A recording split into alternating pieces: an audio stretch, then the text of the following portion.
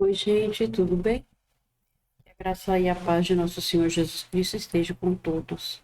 Gente, nós vamos orar para depois começarmos a leitura na Nova Aliança, que é o Novo Testamento. Nós vamos ler o capítulo 1, 2 e 3 de Mateus. Vamos orar? Pai querido, estamos na tua presença, Senhor, para pedir ao Senhor que perdoe os nossos pecados, que nos ajude, Senhor, com tudo que precisamos, que nos dê entendimento, sabedoria e discernimento para entender o teu livro, Pai. Obrigado, Senhor, por tudo, obrigado pelo alimento que o Senhor tem nos dado, pela salvação em Cristo Jesus, pela proteção, Senhor. Obrigado por estar sempre conosco, nos ajudando, Senhor. Peço ao Senhor que abençoe e proteja todos nós em nome de nosso Senhor Jesus Cristo. Amém. Então, gente, eu vou ler aqui uma pequena explicação.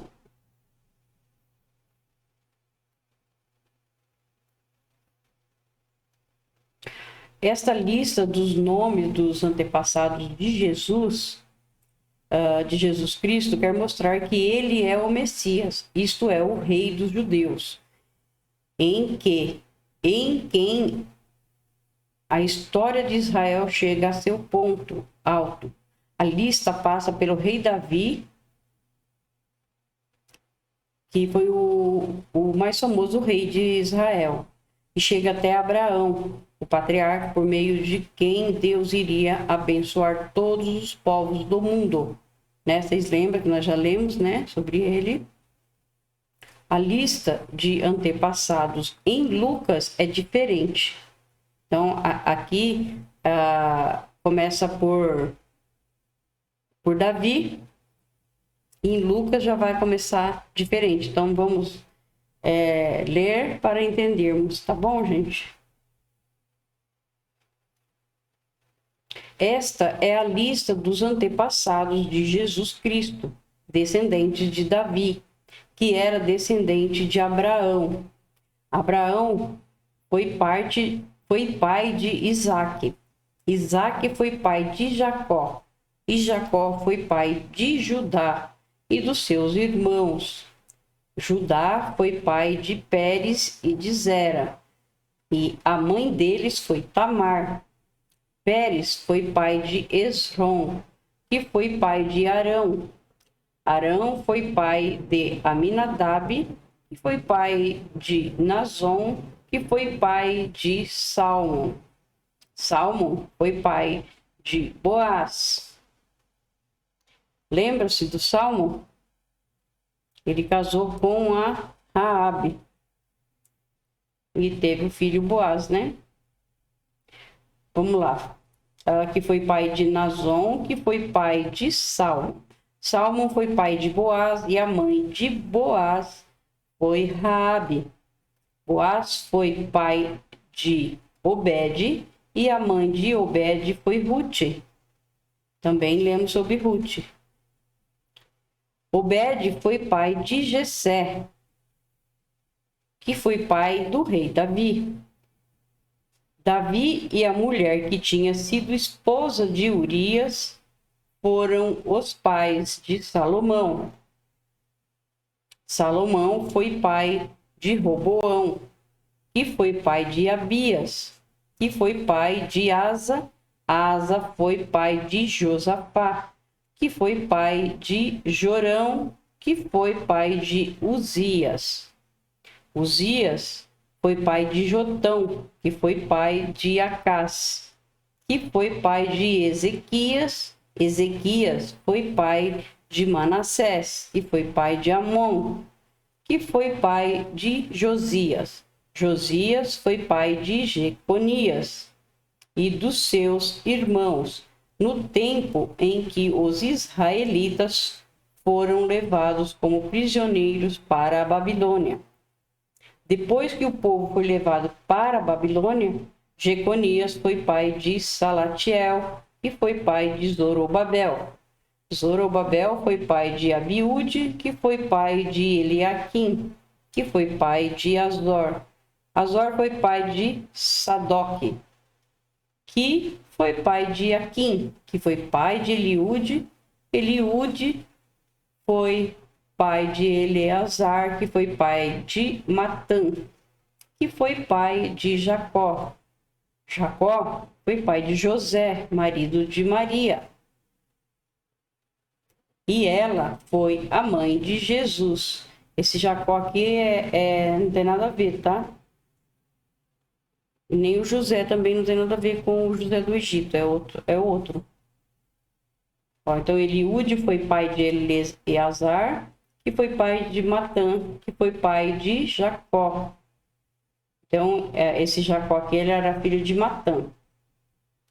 Jacó foi pai de José, marido de Maria, e ela foi a mãe de Jesus, chamado Messias.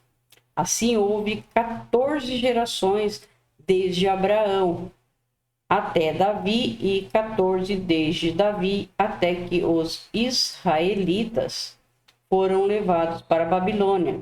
Daí até o nascimento do Messias também houve 14 gerações. Aqui depois vem o nascimento de Jesus Cristo. No versículo 16, o autor informa que José foi marido de Maria, mãe de Jesus. Não diz que José foi o pai de Jesus, pois isso não seria verdade, né? Que não é mesmo, né? Jesus, o pai de Jesus é Deus. Mas José é o pai adotivo de Jesus, o pai segundo a lei. Explica como José veio a ser esse pai adotivo do Messias, ao dar-lhe o nome de Jesus. Mateus mostra também que o nascimento de Jesus aconteceu como Deus havia prometido por meio do profeta Isaías. Também vocês lembram que a gente já leu, né? Aí vamos continuar a leitura no capítulo 18. O nascimento de Jesus Cristo foi assim. Maria, a sua mãe, ia casar com José, mas antes do casamento, ela ficou grávida pelo Espírito Santo. José, com quem Maria ia casar, era um homem que sempre fazia o que era direito. Ele não queria difamar Maria e por isso resolveu desmanchar o contrato de casamento sem ninguém saber. Enquanto José estava pensando nisso, um anjo do Senhor apareceu a ele num sonho e disse: José, descendente de Davi, não tenha medo de receber Maria como sua esposa, pois ela está grávida pelo Espírito Santo. Ela terá um menino e você porá nele o nome de Jesus, pois ele salvará o seu povo dos pecados deles. Tudo isso aconteceu para se cumprir o que o Senhor tinha dito por meio do profeta. Então, todas as profecias, o profeta lá do Antigo Testamento falou e depois foi acontecendo, né?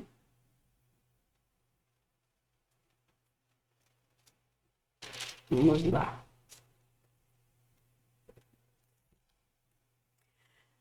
Então, lá no Antigo Testamento, não sei se vocês lembram, estava escrito: a virgem ficará grávida e terá um filho, que receberá o nome Emanuel. Lembram? Que Emanuel quer dizer Deus está conosco. Quando José acordou, fez o que o anjo do Senhor havia mandado e casou com Maria.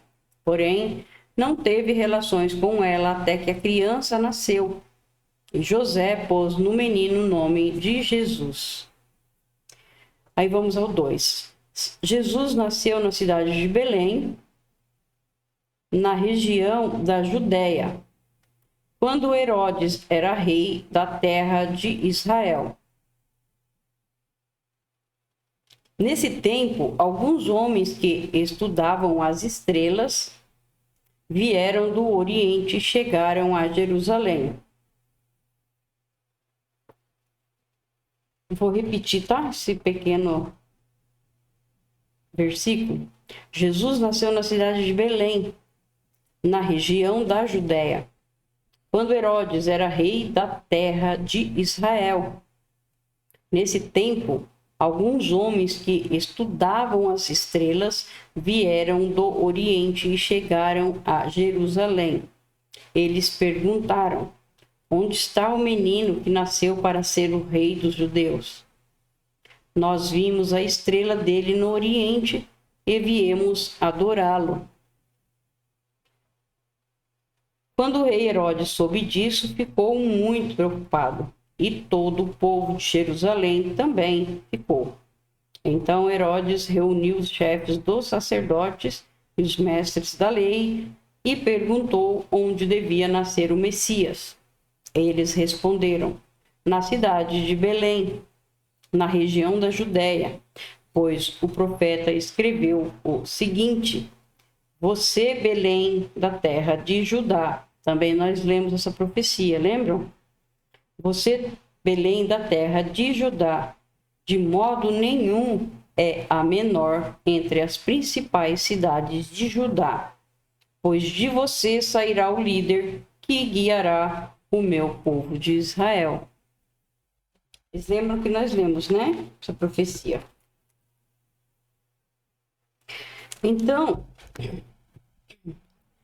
Herodes chamou os visitantes do Oriente para uma reunião secreta e perguntou qual o tempo exato em que a estrela havia aparecido.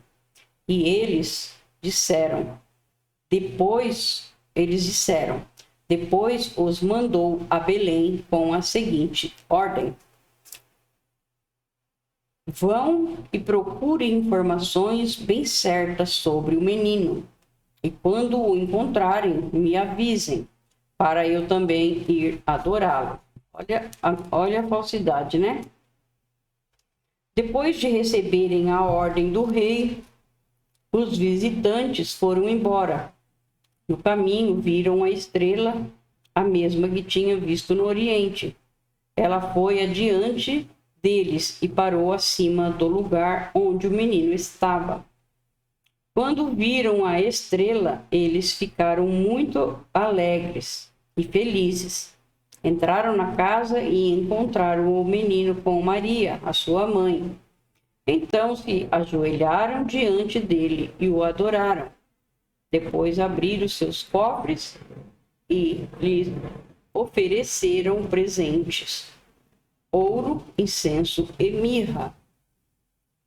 E num sonho, Deus os avisou que não voltasse para falar com Herodes. Por isso, voltaram para a sua terra por outro caminho.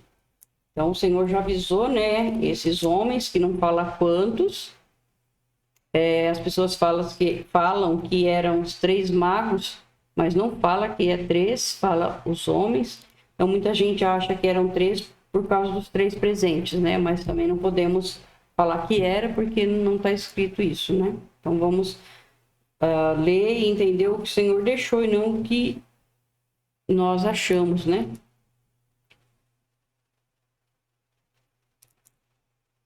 Aí depois vem a fuga para o Egito, né? Vem aqui uma explicação. A fuga para o Egito é contada em 3 etapas.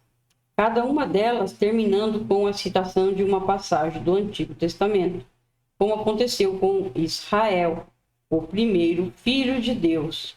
Também Jesus, o filho de Deus, volta do Egito, a terra da escravidão, para Israel, a terra prometida. Então vamos ao versículo 13.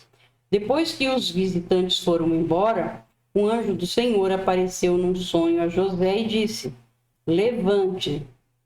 levante-se, pegue a criança e a sua mãe e fuja para o Egito. Fiquem lá até eu avisar, pois Herodes está procurando a criança para matá-la. Falou que era rei e ele não queria o rei, né? Vamos matar para não ter rei. Rei sou eu, né? É isso que o Herodes achava, né? Então José se levantou no meio da noite, pegou a criança e a sua mãe e fugiu para o Egito. e eles ficaram lá até a morte de Herodes. Isso aconteceu para se cumprir o que o Senhor tinha dito por meio do profeta: eu chamei o meu filho que estava na terra do Egito. Também a gente leu, né? Então não esqueçam que esse Herodes aqui é o primeiro, tá? O grandão lá, o Herodes o Grande. O grandão não, o grande por nome, né? Acho que ele mandava tanto, né? Aí depois é que vem o Antipas, que é o filho, depois o Agripa, que é o neto, depois o Agripa II, que é o filho do Agripa, e depois vem a Herodias, que é a irmã de Herodes Agripa.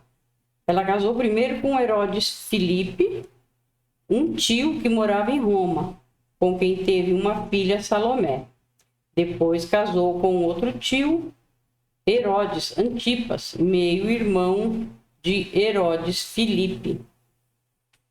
Aqui a gente lembra quem foi que mandou cortar a cabeça do João Batista, né? Então foi ela, Salomé, pediu, mas acho que por intermédio da mãe, né? Pediu para que isso acontecesse e o rei tinha prometido e cortou a cabeça do João Batista. Então vamos lá. Aí vem a matança das crianças. Quando Herodes viu que os visitantes do Oriente o havia enganado, ficou com muita raiva e mandou matar em Belém e nas suas vizinhanças todos os meninos de menos de 2 anos. Ele fez isso de acordo com uma informação que havia recebido sobre o tempo em que a estrela havia aparecido,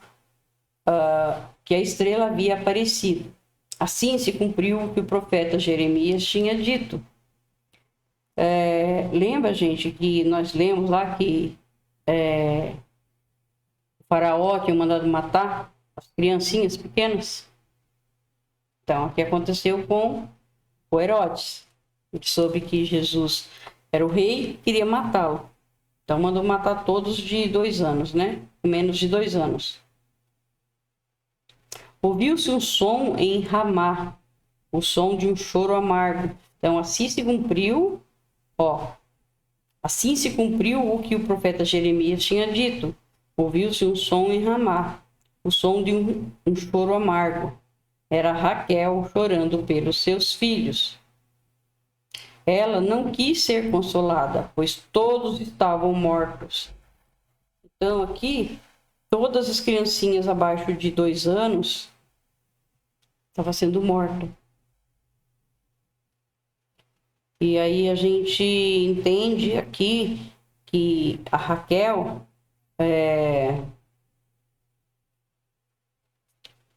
essas crianças eram todas descendentes de Raquel, né? Por isso que mostra aqui. Aí depois, qualquer um outro entendimento direitinho, a gente vai estudar junto, tá? A volta do Egito. Depois que Herodes morreu, um anjo do Senhor apareceu num sonho a José, no Egito, e disse: levante-se, pegue a criança e a sua mãe e volte para a terra de Israel, pois as pessoas que queriam matar o menino já morreram. Então José se levantou, pegou a criança e a sua mãe e voltou para a terra de Israel. Mas quando ficou sabendo que Arquelau, filho do rei Herodes, estava governando a Judéia no lugar do seu pai, teve medo de ir morar lá. Depois de receber num sonho mais instruções, José foi para a região da Galiléia e ficou morando numa cidade chamada Nazaré.